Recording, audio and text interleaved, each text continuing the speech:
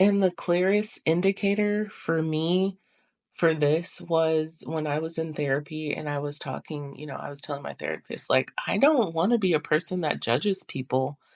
I don't like that. I hate judgmental people, and I hate that I became a judgmental person. Welcome to Brown Girls Need Healing Too, the podcast where we dive deep into the journey of healing, transformation, and radical self love.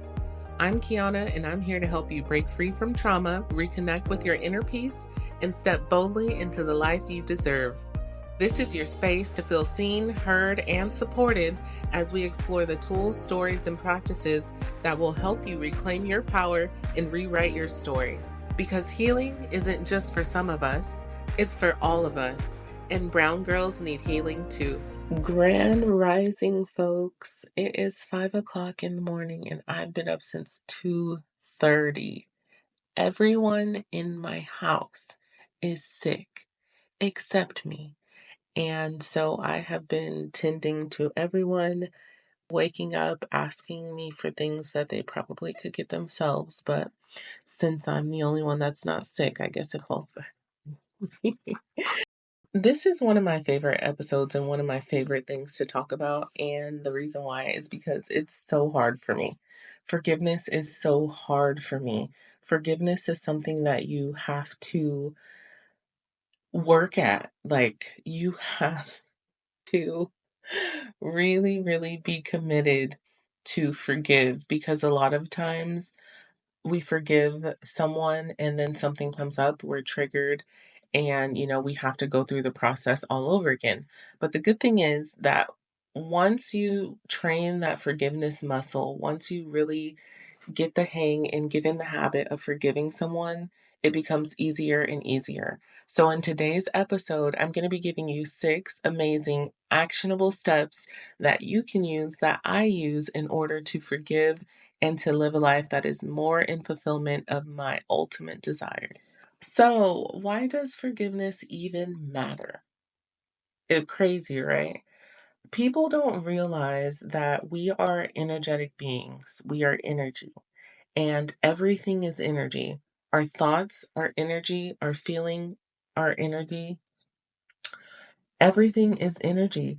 And so every time you get triggered or something comes up and you have an energetic response to that person, place, or thing, you are giving your energy away to that person. And most importantly, being unwilling to forgive literally stunts you. Like, it keeps you where you're at, it keeps you where that event happened, and you never open yourself up to different possibilities, the ultimate possibilities that life has to offer you. So, you guys know I've been in therapy, and one of the exercises that we did was like identifying some negative emotions to identify positive emotions that I wish to experience instead.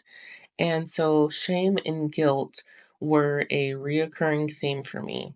And I realized that I needed to forgive myself. Most importantly, I've been through so much shit, just like everyone else in this lifetime. People have hurt me, people have betrayed my trust, people have done me so fucking dirty. But at the end of the day, I realized that I had to forgive myself from all of the shame and guilt that I had for myself, for the decisions that I made, for the way that I treated people, for the things that I did when I didn't know any better. And so for me, there was a person that kept coming up in my journey, my healing journey, and I just had the hardest time forgiving them. I didn't know how because people tell you to heal, people tell you to forgive, but nobody really can tell you how. And so I realized through meditation and, communicating with my higher self and God that in order for me to forgive this person, I first had to forgive myself.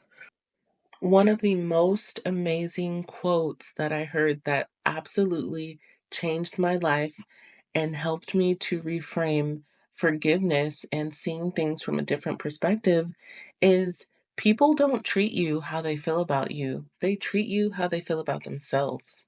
When I was in therapy and I was talking, I was telling my therapist, like, I don't want to be a person that judges people. I don't like that. I hate judgmental people, and I hate that I became a judgmental person. Like, people are so judgmental, and it's just, for what? But with that, I was able to see, like, wow, Quiana, you're so judgmental of people because you judge yourself the most. And that is so true. The people that are hard on others, the people that critique others, the people that talk down about others, talk about themselves the most. And misery loves company. That is why self awareness is extremely important on this journey. If you have negative relationships with people, you have to really analyze the relationship that you have with yourself. And I want to be very clear, the purpose of this episode is not to condone, like, people that have done you wrong. It's more so of to guide you into a process of forgiving the people that hurt you, and it's not for their sake, but for your own personal healing. And there are so many misconceptions about what forgiveness is and what it isn't, but I want to be very clear. Forgiveness is not condoning or excusing harmful behavior. It's about freeing yourself from anger, resentment, and everything that ties you to the past. Because as long as you're living in the past, your past is going to dictate your future. So, spiritually and emotionally holding on to pain or unforgiveness really does manifest itself. Like, you can hold on to it, but it's going to hold on to you for a very long time until you let it go. And how that shows up is like, one, you close yourself off to so many possibilities of the future. For example, let's say you were in a relationship and that person cheated on you, and then you left that relationship not forgiving the person, not forgiving the situation, and carrying that with you into your next relationships. And because you failed to forgive, you approach every situation as if you're going to be cheated on, and what that does is it automatically eliminates so many different possibilities because you are closed off. And that's how it affects your future. So, step one of this process of forgiving is to acknowledge the pain. There are so many people that don't even acknowledge the pain, and they think that acknowledging it is going to make it go away. But what that does is, one, it doesn't go away. It doesn't go away. It does not go away. It hides itself and then it shows up in different areas in your life. So, acknowledging the pain is extremely important. You have to validate your feelings without judgment. That's the most important thing. So, while you're acknowledging the pain, you can journal or meditate. And if you enjoy meditating, episode 2 is a meditation on forgiveness. It will completely change your life and change your perspective. So I highly suggest you do that. Second, you need to understand where it's coming from. So you have to reflect on the hurt that was caused and the circumstances that led to it. Reflecting doesn't mean ruminating, it doesn't mean like putting on, revisiting the past and feeling those emotions over and over again. But in order to understand where you're going, you have to understand where it comes from. Also, seeing the humanity in the person that hurt you really does minimize the emotional effect that that event had on you.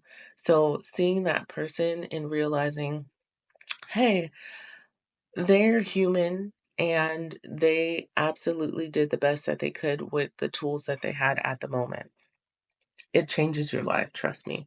Now, step 3, which was it's very, very hard for some people. I'm a very vindictive person, and it's one of the things that I'm working on changing, actively working on changing. So you have to release the need for revenge. You have to release the need for revenge. And a lot of people that I know in my life have this, like, you hurt me, so I'm going to hurt you, or you made me feel this way. And so I'm going to make you feel this way. And for example, like with my relationship with my husband, with Trevor. In the beginning of our relationship, I would tell him all the time, like, you know, I feel like experience is the best teacher. And so I would purposely do stuff to make him feel the way that he was making me feel. Now, the difference here is when he was doing something, like, in the beginning of our relationship, like, he did not clean at all. And it made me feel so overwhelmed. It made me feel so like taken advantage of. And so I thought to myself, well, I'm just going to make him feel the way that I feel. And I'm just not going to, I'm not going to show up for him. I'm not going to help him. If he asks me for something, I'm going to tell him no, because why is he putting extra stuff on my plate and not being willing to take things off and then wanting me to help him?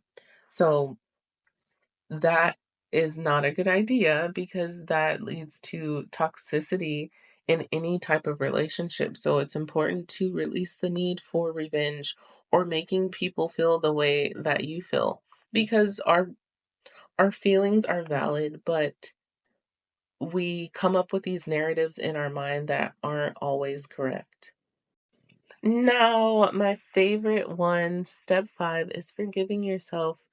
As I said earlier, self-forgiveness will literally change how you approach people, places, or situations that harm you, hurt you, or trigger you.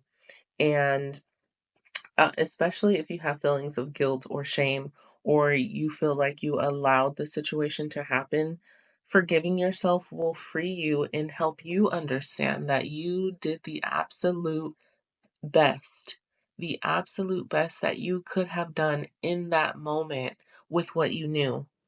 When this episode is over, grab a piece of paper and I want you to write a letter to yourself. This is so transformational. This is your letter to yourself, forgiving yourself. Let yourself know that you love them and what happened, or how that person treated you, was not your fault. It's not a reflection of who you are as a person, and you did the best that you could in the moment with the resources that you have. I don't know about you, but my ultimate goal is to live in a world that is just peaceful, where people give each other grace. And in order for us to do that, we have to take action to be the change that we wish to see in the world. It starts and ends with you.